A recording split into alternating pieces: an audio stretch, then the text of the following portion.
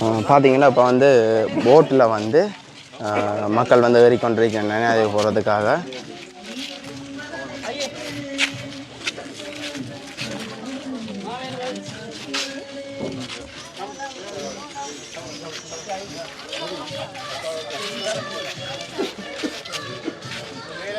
என்னென்னா உங்களுக்கு தெரியும் நயனாதேவு மற்ற நெடுந்தீவு எல்லாம் வந்து பெரும்பான்மை வந்து வெளிநாட்டுக்காரரை ஈர்க்கிற இடம் தான் இந்த தீபகற்பங்கள். அதாவது 7 தீபகற்பம் இருக்குது எங்களுடைய யாழ்ப்பாணத்தை சுற்றி.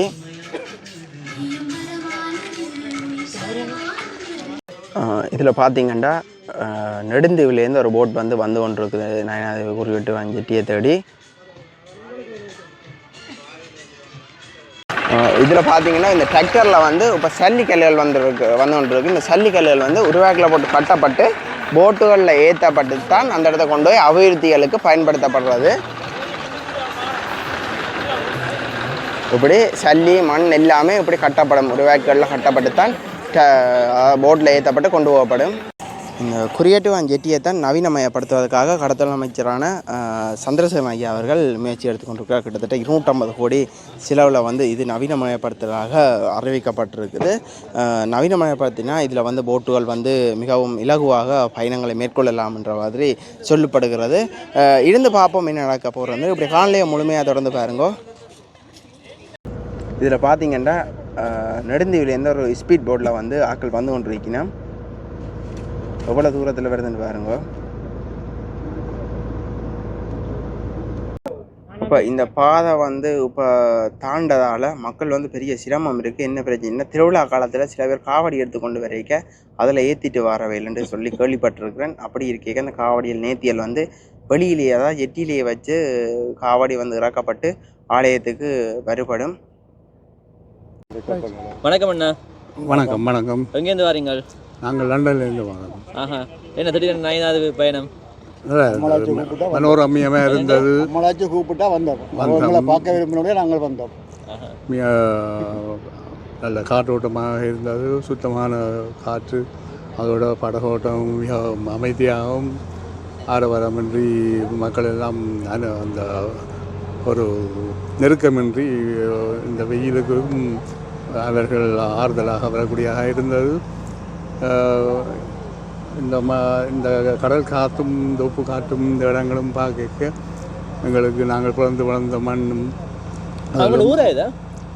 எங்களோட ஊர் இல்லை, இந்த யாழ்ப்பாணமே எங்களோட ஊர் தான். அது ஒரு ஞாபகத்தை வருது. உறவுகளை காணிக்க அதில் ஒரு சந்தோஷம். இனி நாகபூசணி அம்மன் வந்து ஒரு மிக பிரசித்தி பெற்ற ஒரு அம்மன், மிக சக்தி வாய்ந்த ஒரு பிரசித்தி அம்மன். அவள் தரிசிக்கிறது வாழ்க்கையில் ஒரு வரப்பிரசாதம். அதை பூர்வ ஜென்ம புண்ணியம் இருந்தால் தான் அவள் சந்திக்கக்கூடிய இதுகள் இருக்குமே. உங்களெல்லாம் சந்தித்ததில் மிகவும் சந்தோஷம். எத்தனை வருஷத்துக்கு இப்போ வாரீங்க சொல்லுங்க? நான் 23 வந்தான். ஆனால் இங்கே வர சர்டிஃபிகேட் இல்லை. அப்போ இப்போ தான் அம்மாராஜி கூப்பிட்றான்.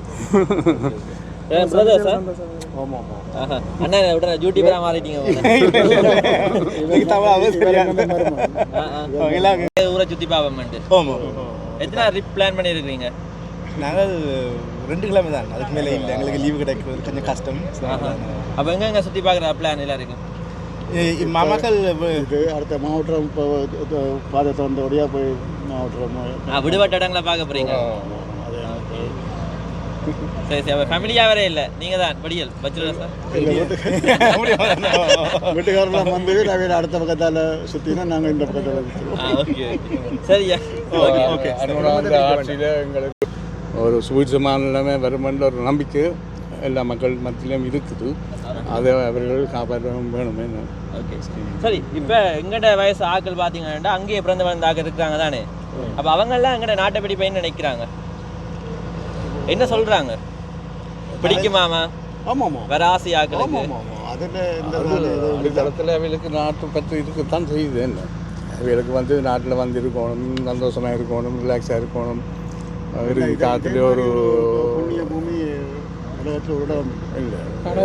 இல்லை வந்து எல்லா வசதியும் உள்ளது, எல்லா வெதரும் உள்ள இடம். ஒரு சிங்கப்பூர் மாதிரி இருக்க வேண்டிய ஒரு நாடு என்ன இலங்கை. அதை நாங்கள் இனி எதிர்காலத்துலேருந்து வந்து ஒரு கனவை நிறைவேற்றணுமே. எல்லா மக்களும் இனவாத வேறுபாடின்றி சந்தோஷமாக இருக்கணும். என்ன அது வருங்காலத்தில் அப்படி ஒரு சுவிச்சம் வேண்டி தான் இப்போ போகிறோம் அம்மனை பார்க்க. இதில் ஃபியூச்சரில் இங்கே வந்து இருக்கணும்னு ஆசைப்படுறாரு. ஃபியூச்சர் நான் ரிட்டையர் பண்ண வரலாம்னு யோசிக்கிறேன். ஆனால் எங்கட புள்ளில் அடித்தளம் தான் நீங்கள் போட்டுருக்கோம். கடைசி காலங்களில் இந்த மண்ணில் சூழ்நிலை எல்லாம் நல்ல ஒரு சுமூகமாக இருந்தோன்னு சொன்னால் எல்லாரும் பெருமினம் என்ன வந்தால் தான் நாட்டுக்கும் ஒரு அபிவிருத்தி இருக்கும். என்ன பொருளாதாரத்திலேயும் பரைட்டேறு தொடங்குது. அதனால் நீ இந்த வருஷத்தோட பெஞ்சன் கிடத்தோட வந்து நான் வந்த கூடுதலான இடங்கள் சுற்றி பார்த்து நாங்கள் அப்புறம் 23 மகன் வந்தவர்கள் அவைகளுக்கு நல்ல விருப்பம். கொஞ்சம் இந்த ஏப்ரல் மாதம் அதுக்கு தான் கொஞ்சம் வெயில் கொடுமையெல்லாம் யோசனை. இன்னும் கொஞ்சம் வளர்ச்சி அடைஞ்சால் அவியலுக்கெல்லாம் சமுதாயத்துக்கு ஏற்ற மாதிரி இன்னும் சாப்பாடு உணவு இதுகள் ஹோட்டல்கள் அதுகள் இதுகள் அப்படியான இதுகள் உல்லாசமான இடங்கள் இருந்து வேண்டாம் அவியலும் கொஞ்சம் வேற விரும்புகிறோம். நாங்கள் பிறந்த மண்ணோடைய எங்களுக்கு பிரச்சனை இல்லை, அனுபவிச்சு நாங்கள் இளம் சமுதாயம் கொஞ்சம் அவியலுக்கு உல்லாசமாக இருக்கணும்ன்ற விரும்பினோம். மற்றபடி அவியலுக்கு அப்படியும் அவியலுக்கு ஒரு ஈடுபாடு இருக்குன்னு தானே. மூதாதையர்ன்ற மண் இப்படி இருக்குது. இப்போ இந்திர விழாவுக்கு தான் நாங்கள் கூடுதலாக வந்த நாங்கள் அதான் அங்கே நின்று எல்லாம் செய்து முடிச்சுட்டு வெள்ளவெடுத்துறையா நீங்கள் தலைவர் வந்த மண்ணா அதான் புரித பூமி. ஓகே, நீங்களும் வந்து நீங்கள் அங்கே நாங்கள் சொல்கிறது உண்டு. ஆனால் வந்து பார்க்குறது ஒரு வித்தியாசம், அது டிஃப்ரென்ஸ் இருக்குது. ஆனால் ஸ்ரீலங்கா இம்ப்ரூவ் பண்ணணும், வரணும். யூடியூபர்காரங்க சமூக பணி தான் கூடுதலான வெளிநாட்டு மக்களுக்கு அதை பார்க்கக்கூடியமா இருக்குது, ஊரை பார்க்கக்கூடியமா இருக்குது. கடைகளோ அல்லது வியாபாரம் சம்மந்தப்பட்ட விஷயங்களோ எல்லாம் அதனோட அறியக்கூடியமா இருக்கும். அவைகளுக்கும் இங்கே பிரயாணம் செய்யக்குள்ள கொஞ்சம் ஈஸியாக இருக்கும். என்னென்ன பார்த்தாலும் என்னென்ன இதாக இருக்கும், அவைகளுக்கும் வசதியாக இருக்கும். ஒரு சந்தோஷம். ஒரு மருத்துவத்தை தேடி போக வேண்டியதில்லை. எல்லாம் இங்கே இயக்கோட கலந்துருக்கிறபடியால் ஒரு ஹாப்பினஸாக இருக்குது, சந்தோஷமாக இருக்குது. இன்றைக்கி நாங்கள் முக்கியமாக இங்கே வந்ததுக்கு என்ன ஒரு இந்த இதில் பாதை ஒன்று ஓடிக்கொண்டு வந்தது, பெரிய பாதை ஒன்று அது வந்து இதுக்கு தாண்டிட்டு அதை பற்றி 3-4 நாளைக்கு மேலே தான் தாண்டது. அப்போ நான் வேறு சொன்னேன் பாதை தாண்டு நாங்கள் போகிறோம். அப்போ இனி பயப்பட்டு வந்து நாங்கள் சாமான் அந்த வாகனங்களை ஏற்றி கொண்டு வந்த பாதை டேங்கின்னு சொல்கிறோம். முந்தைய அப்படிதான் வத்தமே டேங்கியில் வந்த காலம் இருக்கு. வத்தை தமிழில் வத்தைன்னு சொல்கிறது டக் போட்டு மாமூட்டையில் அந்த கப்பல்லேருந்து மாமூட்டையில் இறைக்கணும், கருத்துற அவருக்கு இறைக்கணும். இங்கே வந்த அனுபவம் இருக்குது அந்த பாதையில்? நீங்கள் இங்கே நாங்கள் பருத்துறையில் வேலை சொல்லலாம் படித்தோம். நேவின்ற படகண்ட இன்ஜினை பாருங்கள், இந்த பெரிய இன்ஜின்னு சொல்லி.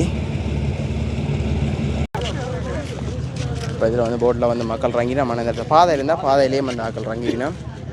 இந்த இடத்துல பார்த்தீங்கன்னா இப்போ வந்து போட்டில் கொண்டு வந்த சல்லியெல்லாம் டிராக்டரில் ஏற்றி இப்படி திருப்பி வந்து வேளாண் கடத்தை கொண்டு போயினோம். ஆனால் இது வந்து இப்போ பாதை இருந்தால் பாதையில் அப்படியே ஏற்றி கொண்டு வருவினோம்.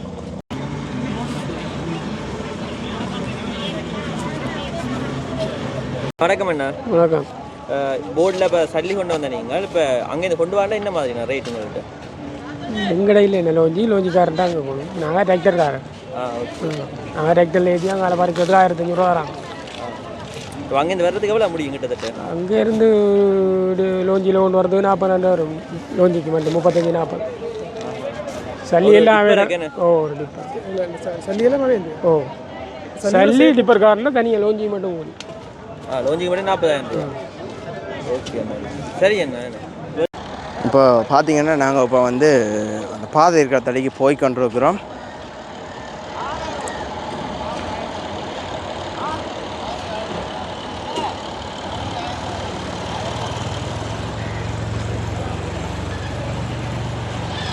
இந்த பாதைன்ற பெருமதி கிட்டத்தட்ட ஒரு 5 கோடிகள் அப்படி வருமானு நினைக்கிறேன் பெரும்பான்மை. ஆனால் என்ன ஏதென்று வடிவாக தெரியல. கிட்டத்தட்ட நிலவரத்தை பார்த்தா 5 கோடி கிட்ட வரும். இப்போ பாருங்க, இது ஃபுல்லாகவே வந்து கடலில் மூழ்கப்பட்டு இன்ஜின்ன்ற ஒரு முக்கால்வாசி பகுதி தான் கடலுக்கே காவாசி பகுதி மேலே அப்படின்னு தான் சொல்லலாம். ஆனால் ஒரு இன்ஜின் பெருமதியும் அந்த அண்ணா சொன்னவர் 75 லட்சம் 80 லட்சம் பெருமண்டமாய் அந்த அண்ணன் சொன்னவர் அவர் கதைக்கும்போது.